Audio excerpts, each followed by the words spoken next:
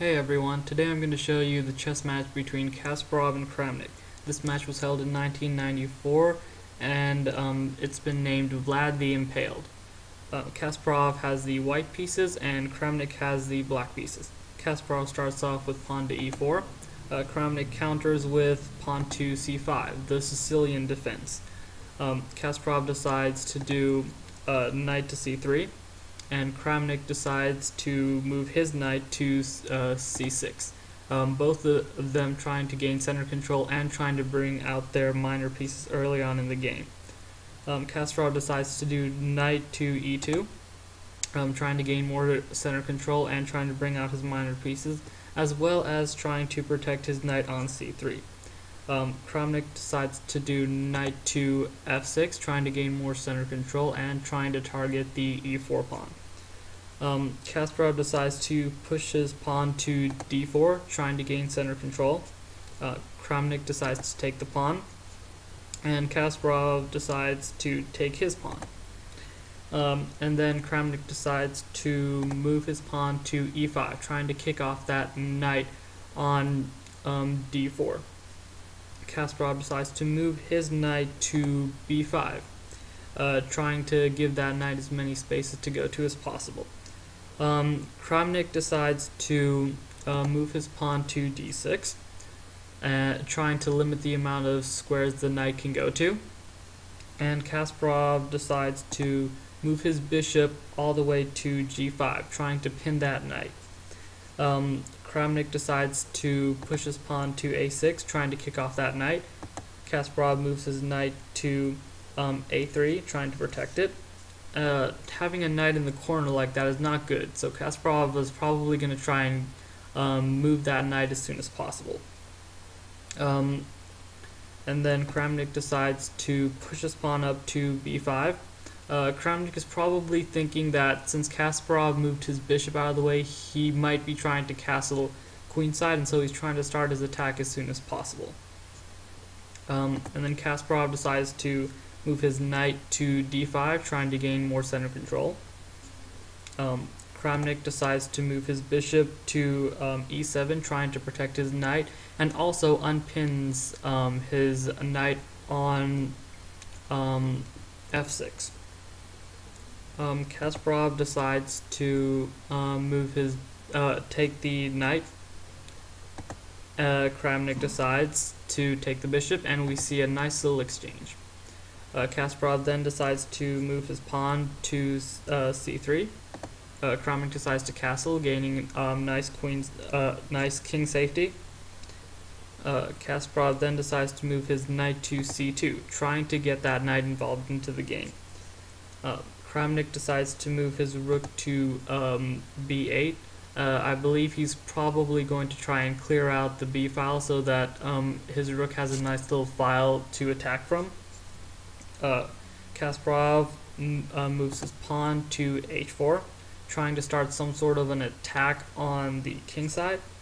Kramnik moves his knight to e7, trying to kick off that knight that has a nice little outpost on d5. Kasparov decides to move his knight to f6, taking that little bishop over there. And then Kramnik has no choice. Since he's in check, he has to take the knight, and this is not really looking good for Kramnik because his king is now exposed.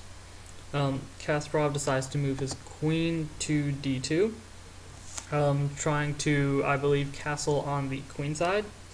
And Kramnik decides to move his bishop to b7, trying to attack that pawn on e4. Kasparov decides to protect that pawn using his bishop and put it on d3. Kramnik decides to move his pawn up to d5, trying to attack that e4 pawn. Kasparov decides to take the pawn on d5, and we see a little exchange over here. Instead of taking with the bishop, Kramnik decided to take with the queen instead. Now Kasparov castled on the queen side. Kramnik decides to push his pawn forward to e4, trying to attack that bishop. Kasparov decides to move that bishop down to e2, and then Kasparov decided to, Kramnik decided to move his queen to a2, trying to take that pawn and also somewhat exposing the Kasparov's king a little bit. He can move down for a checkmate because of the knight, though. He can move down to a1. So Kasparov decides to move his queen to h6, trying to jeopardize the safety of Kramnik's king. Kramnik decides to move his queen to e6. Kasparov decides to move his knight to d4, trying to attack that queen. Kasparov decides to move Kramnik decides to move his queen to b6, trying to protect it. Kasparov decides to move his rook to h3, trying to get it involved into the game, and also probably trying to check that king on the g file. And then Kramnik decides to move his king to h8 to prevent that check by the rook. Kasparov decides to move his bishop to g4, trying to give him more squares to go to, and also trying to attack the king as well. Kramnik decides to move his rook to g8, trying to protect his king a little bit. Kasparov decides to move his knight to e6. It looks like Kasparov is going to sacrifice his knight, and also he gives his rook a nice open file for it to attack on. Kramnik decides, instead of taking the bait, he decides to move his rook to g6, trying to threaten the queen. Kasparov decides to move his queen to f4, trying to get it to safety. Kramnik decides to move his rook to e8, trying to give a little more protection to the king, and maybe trying to take that knight as well, since it's already protected by the bishop. Kasparov decides to move his rook, trying to get it into the battle by moving it to d6.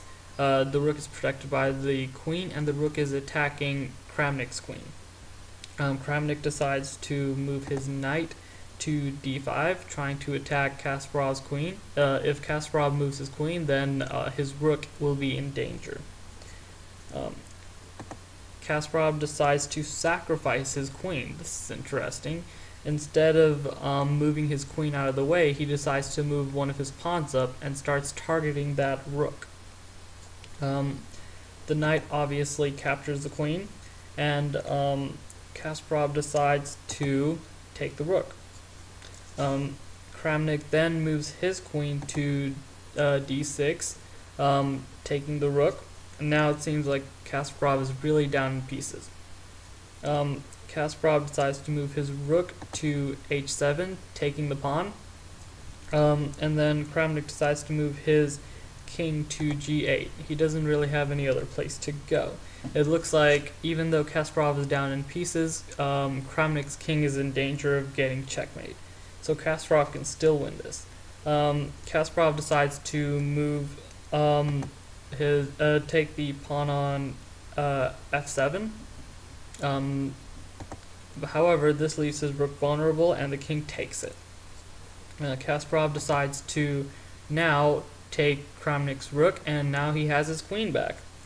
And then Kramnik decides to move his knight to e6, trying to take the knight that was exposed. Kasparov decides to move his bishop to f5, checking the king. It looks like Kramnik's king is still in danger. It's not out of the woods yet. Kramnik decides to move his king to g7.